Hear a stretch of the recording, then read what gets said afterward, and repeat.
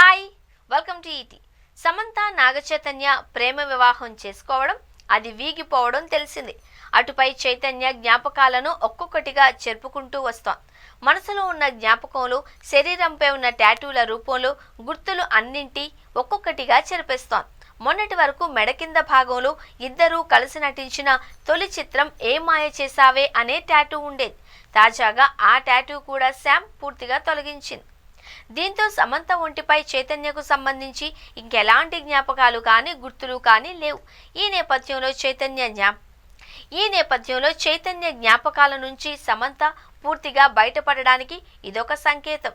అయితే సమంత కొంతకాలంగా రాజ్ నిడుమోరుతో డేటింగ్లో ఉంది అనే ప్రచారం పెద్ద ఎత్తున జరుగుతోన్న సంగతి తెలిసిందే.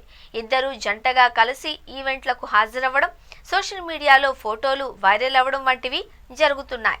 ఈ ప్రచారాన్ని వారిద్దరూ కూడా ఖండించలేదు. దీంతో సమంత కొత్త బాయ్ ఫ్రెండ్ కి వెల్కమ్ పలికినట్లేనని ప్రచారం పీక్స్ కు చేరింది. మరి పాత జ్ఞాపకాల స్థానంలో కొత్త జ్ఞాపకాలు టాటూలుగా మారతాయా?